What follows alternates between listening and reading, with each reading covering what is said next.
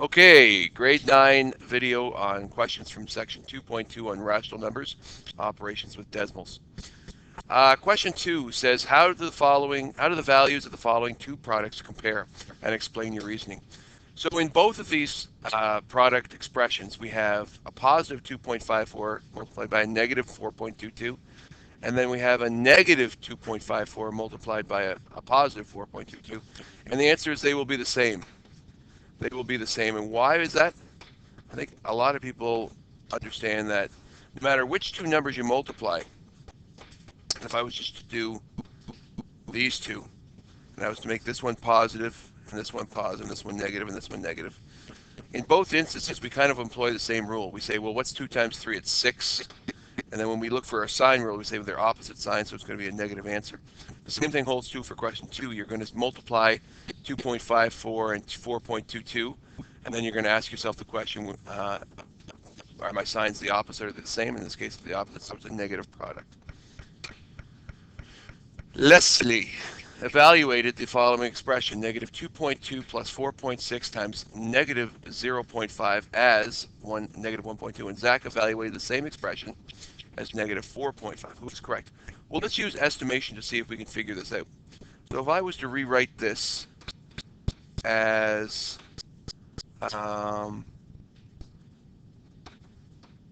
something I can solve mentally, I can actually keep a half as 0.5 because I know the first thing I can do is this here.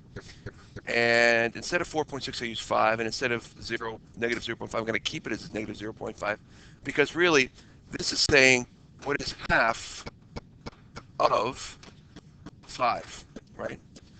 So a negative times a positive will be a negative. So half of that is going to be 2.5. And my estimation, without doing any real serious calculations, is actually negative 4.5, which is exactly what Zach got. So in this case here, if I simply use my estimation skills, I can figure out that that will be closer to negative 4.5.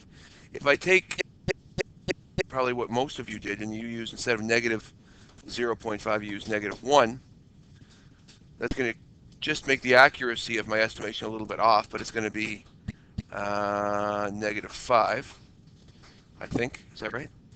And then negative 2 plus negative 5 will be negative 7. And given the fact that using those larger numbers, I still got a number that's closer to negative 4.5, I could say Zach is probably still right because he's closer to the actual answer. Question 4 says estimate and calculate. So again, our estimation is the big one here. So our estimation will be 1 plus negative 3. So my estimation will be negative 2. That's my estimation. Which one do I have more of when I'm adding? I have more negatives. So how many more negatives, or the difference between the number of negatives and the number of positives I have, is actually a subtraction question. So I want to figure out how many more negatives I really have. Use your standard algorithm. You get 1.93, so I have 1.93 more negatives. So therefore my calculation is that. In the second question, B, it says 5.46 take away 3.16. And this is really no more than a grade 5 question, maybe grade 4 question, subtracting of decimals. So here all you have to do is really just use what you normally would have done for subtracting the two, because it's a positive take away a positive. You'd end up with 2.30, which is a positive 2.30. In question C, you have an estimation will be negative 4 plus a negative 6 for my estimation. So my estimation will be approximately negative 10. I can expect that to be negative 10. And Alyssa asked me, how do you know when you're adding two integers together if you should add them or subtract them? And C is a good example of how, in my estimation, because I had negatives plus more negatives, I actually added those negatives together to calculate how many negatives I have, as opposed to this one here where I actually calculate the difference between what I had more of. So here I'm just going to simply take my negatives, take my other negatives, and just add them together. So I get 8, 9, and 9. So it would be negative 9.98. Oh, that's the wrong button. And finally, question D. says a negative 1.49, take away a negative 6.83. So before I actually use my estimation, I know I'm much better at doing this than I am the other way. So I then say I'm going to do a negative 1 plus 7, and my estimation will be approximately 6. I then say, what do I have more of? Positives there, because I have more positives. So the difference between the number of positives I have and the number of negatives will tell me how many more I have. So in this case, I'm going to actually subtract, and I get 5.34 positives. That's my answer. My estimation was 6, and my calculation was that. Question 6, this time instead of dealing with addition and subtraction, we're dealing with multiplication. It's actually easier than the addition subtraction because we don't have to do much thinking here. For my estimation, I'm going to say 3 times negative 3, which will be about a negative 9 for my estimation. Your calculation for multiplication and division, I'd like for you to be able to multiply two decimal numbers together without using a calculator. So in this particular case in grade 7, it was an outcome to be able to do this. So what you're supposed to do is take your estimation and then multiply your two numbers together. Is that a 5? I can't even read my homework. Yeah, I guess so. 6 and 8. And based on your estimation, place your decimal accordingly and your integer sign. So your answer as your calculation would be negative 8.64. And for B, the division, it's not actually written in your book how I do this, but I kind of like the way I do it. The first thing I would do for my estimation is I'd say, well, I'm going to make it negative 4 divided by positive 2, because I can do that in my head. And my estimation will be approximately negative 2. But for my calculation, what I like to do is always think about money. Okay, so the first number you have is the money you have. Money you have, and you're dividing it into size of piles you are making. So I always think I have this much money and I'm making piles with it. So for the B, I have $3.25 and I'm dividing it into piles of $2.50. Now I have $3.25. I can make a pile, but I can't make two piles because two piles would require me to have $5. So I have to kind of use a little bit of, my answer is going to be approximately negative 1 decimal something. Because I know I can't make two piles, and I can make one pile, so it's going to be negative 1 decimal something. And that's all I really want you to do for estimation, is figure out approximately what it is. And then when you take your calculator, which is probably at the other end of the board, of course it is, and go 3.25 divided by 2.5, your answer is 1.625. Oh, did I do something wrong? No, I made something wrong. So it was, what was it again?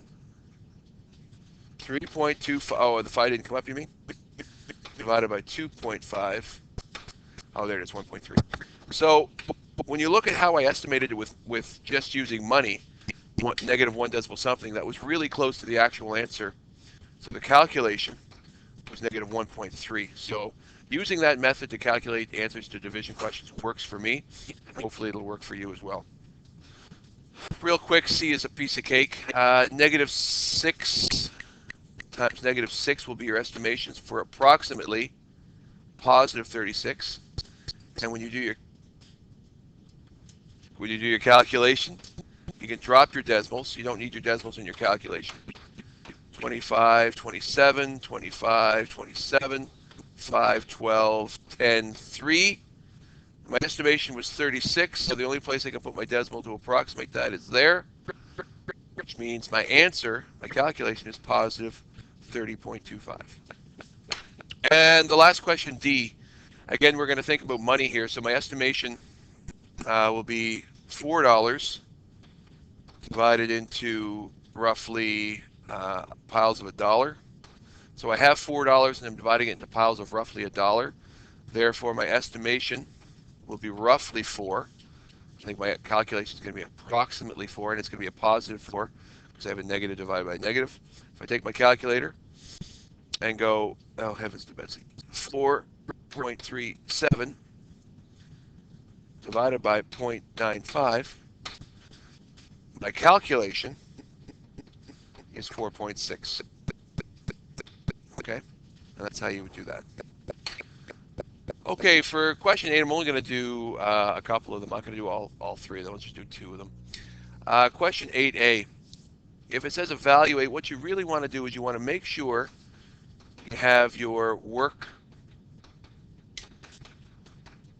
organized neatly. So for bed mass questions, you want to make sure you organize your work. I'm going to try and bring my calculator over here this time. Oh, heavens, come on. Yeah. There, it's close enough, I suppose. No, it's not. I went right down. So the first calculation I'm going to make is the 2.1 multiplied by the 3.2. And I'm going to press my equal sign. I'm going to put a negative 6.72 here. And I have another multiplication here, so I'm actually going to do that and keep the addition sign between them because I'm going to add these two multiplications together. So I'm going to go 4.3 multiplied by 1.5, and I get a negative 6.45. Okay. So what I've done is I've simply simplified all of my multiplications in my of the 3 operations. 2 of them are multiplications. You can do them simultaneously. Some people like to do the first multiplication, then write a new line, then do the next multiplication. But if you're really smart and adept at bed mass, you can do all the multiplications at once, or divisions and multiplications. And now all I have to do is add them together, and I think I can do it in my head. It's 13.17. Is that right? Which would be negatives, because when you add negatives to negatives, you end up getting just a whole lot more negatives. Okay. Don't confuse your sign rules here for multiplication of negatives with addition of negatives, because they are different operations. The second question, for question 2, or sorry, question B, it's probably the first time in the textbook it's formally been written like this, but what this really says is negative 3.5 multiplied by, in brackets, this here. So when you have a number next to a series of brackets or another number in brackets, the implied operation is always multiplication. So 4.8 take away 5.6 will be a negative 0.8. I don't need the calculator for that. And then I'm going to put this here. So the last thing after I simplify my brackets is what is the product of 3.5 times 0.8? Well, I know it's going to be a positive. And if I estimate it, it would be roughly negative 4 multiplied by negative 1, which is going to be a positive 4. So my estimation is positive 4. Drop the decimals and multiply them out. Since my estimation was positive 4, the actual product of those two will be positive 2.8 or 2.80. Okay, question 10. We're going to skip that last one. Question 10 says, in Regina, Saskatchewan, the average midday temperature in January is negative 12.6 degrees Celsius. The average mid-afternoon temperature in July is 26.1 degrees Celsius. How many degrees colder is Regina in January than July? So we're really, the first thing you need to do is be able to kind of draw any type of problem like this. And if I was to put negative 12.6 here, and negative 26.1 over, or positive 26.1, and put 0 probably somewhere around here, the question is, what is the difference in temperatures, really? Because you want to know how much colder it is. So you're looking for the difference between here and here. So really, if I take my 26.1 and subtract the negative 12.6, that will tell me the difference between the two, right? And if I do that, it's really the sum of the two, and I'd end up with being 38.7 degrees Celsius is the difference in temperatures. Question 11 says, on one January day in Penticton, British Columbia, the temperature read negative 6.3 degrees Celsius at 10 a.m. and 1.4 degrees Celsius at 3 p.m. What is the change in temperatures? Again, we have that. This time I'm going to do a vertical number line because it's more thermometer-ish. And we'll put 0 here. I'll put negative 6.3, and I'll put 1.4. So the change in temperature will be the difference between them. So the difference between the 1.4 and the negative 6.3, the difference between those two is really the sum. And the answer for that will be 7.7 degrees Celsius. And the next part says, what's the average rate of change in temperature? So for this, you have to actually do some calculations. So between 10 to 3 p.m., that's going to be 5 hours. Let's see, 11, 12, 1, 2, 3, 5 hours, which means I'm going to take my 7.7 degrees and divide it by the 5 hours to calculate the average. I'm not smart enough to do that without a calculator. So 7.7 degrees divided between the 5 hours that it occurred on, and the average temperature change is 1.54 degrees per hour. 1.5 degrees Celsius per hour. Question 12. A pelican dives vertically from a height of 3.8 meters above the water. It then catches a fish 2.3 meters underwater. This is exactly like the last 2 questions. Here's your pelican. That's the best pelican ever. And here's the water. It's a good pelican. It really is. There's your water. It's a pelican. And he is 3.8 meters above water, which makes water what we call sea level, or at 0 meters sea level. And the fish that he's going to catch is underwater, which we're going to represent by a negative integer, negative 2.3. So again, exactly like the last 2 questions, write in the expression using the rational numbers to represent the length of the pelican's dive. It's the difference between the positive height and the negative height. The difference between those two will be the distance he traveled. Keep flip change, we have a distance of 6.1 meters. Okay. So the distance that the pelican dove was 6.1 meters. Question 13. A submarine was cruising at a depth of 153 meters below sea level. So I'm going to draw the water. I'm going to draw my submarine.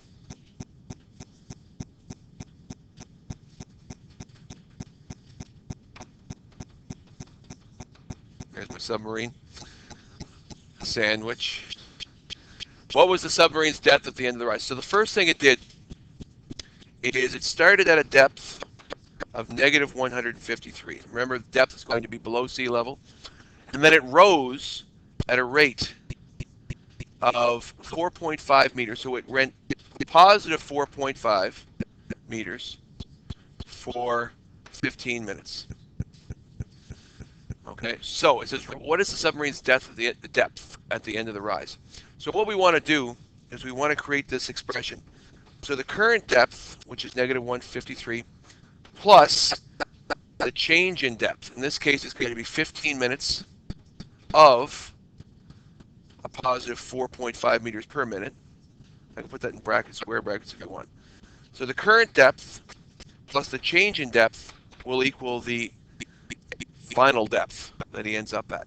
So if I take this negative 153 and I add it to the product of 15 minutes of 4.5 per minute, that will be 15 times 4.5.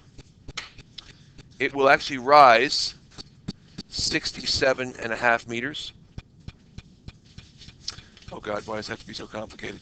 So that would be 57. Oh, it's not so bad. 7 would be 60. Oh, help me, Lord, help! I can't do this in my head. So 153 meters. Take away the 67.5 meters that it rose. The new depth is 85.5 meters below sea level. Okay. So it then says, if the submarine continues to rise at the same rate, how much longer will it take to reach the surface? So, if I replace this with an x, so the current depth is negative 85.5x. If I don't know how many minutes it's going to be, I'm going to use the variable x. And x times 4.5 is actually a coefficient variable relationship. So what I've done is I've translated this question into an algebraic equation.